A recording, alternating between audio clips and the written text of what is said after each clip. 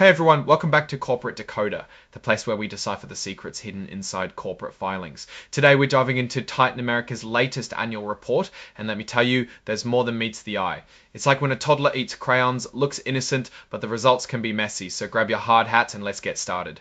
Okay, so what's the big picture? Well, Titan America, a major player in building materials, just released their annual report, and while they're boasting about profits and growth, we're going to see how well this building is actually constructed. First things first, Titan America trades on the New York Stock Exchange under the ticker symbol TITARM. Keep that in mind if you want to look them up later. Now, in case you were wondering how they keep track of all this money, Titan America follows something called International Financial Reporting Standards. Think of it like the international version of accounting. It's like their financial language. This report also talks about mining properties. They even include technical summaries for the Pensuco Quarry in Florida and the Roanoke Quarry in Virginia. They are the two most important places where Titan extracts their resources. Of course, these reports always come with a cautionary statement regarding forward-looking information. In plain English, it's a heads up that things could change. A lot. They warn about everything from rising costs of labor and fuel to climate change impacts and even conflicts of interest with their parent company, Titan Cement International. Titan is excited for the possibility of growth in their industry. However, they admit that their growth is subject to many factors, including their success in implementing their business strategy, which is subject to many risks and uncertainties. If they don't grow as expected, they could have too much capacity and too many products. They also acknowledge some unique challenges as a company controlled by Titan Cement International, Titan's parent. If their parent decides to sell a big chunk of their shares, new investors might not get a change of control premium and extra payout. Like any construction materials company, they face a ton of environmental and safety regulations, from the Clean Water Act to air quality standards. Staying compliant is expensive. In certain jurisdictions in which we operate, governmental bodies are increasingly proposing or enacting legislative and regulatory initiatives to address the potential impacts of climate change, such as cap and trade systems. Limits on GHG emissions. Let's get into the numbers. First, take a peek at their accounting fees. For 2024, PricewaterhouseCoopers charged a hefty $7.4 million for audit services. That's way up from $3 a contribute a la flare. This could mean a lot of things. Maybe there was an issue with the books this year that required more effort by their accountants. The amount of red tape associated with operating as a publicly traded company could have also contributed to the inflated bill. Okay, so their numbers are crunched using International Financial Reporting Standards, or IFRS, which is different than US GAAP here.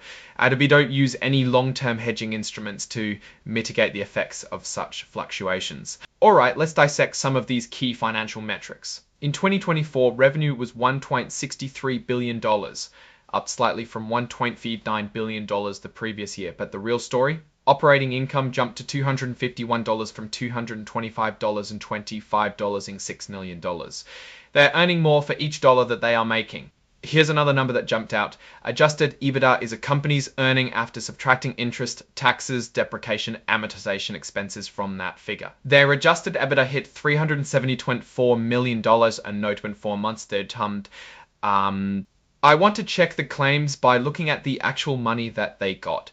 Cash flow from operations also looks pretty good at $248 million, so I guess you can say it's built to last. They also label themselves as a non-accelerated filer, which is a filler category for smaller companies compared to larger corporations. Here's where things get a little shaky.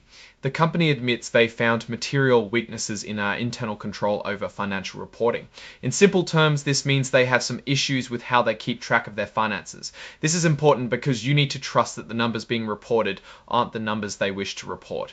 They admit that relying on Titan Group to transition their services may impact the level and quality of transition services we receive from them. Finally, they state that tariff and trading scheme programs include higher monitoring and public disclosure of GHG emissions, presenting additional reputational risks to us. A final risk to touch on. Much of their operations and assets are concentrated in the eastern seaboard of the United States. Now, putting all of this together, what do we get? Titan America has numbers that appear to be solid, but the path to the future isn't rock solid. Apt on one hand, positive trends show that it is profitable and has good metrics.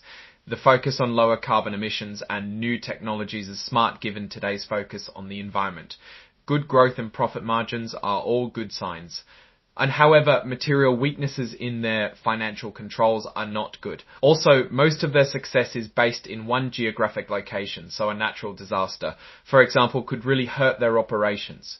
For final grade, I'd say Titan America is somewhere in the middle. I wouldn't buy unless the price is a steal, given their potential and underlying risk. So now you know the story behind Titan America's numbers. It's a profitable company with a solid base and some interesting projects, but you should keep the possible downside in mind. Thanks for watching. If you found this decoder useful, please leave a like, subscribe and comment below. I'd like to know what corporate filings you want to decoded next.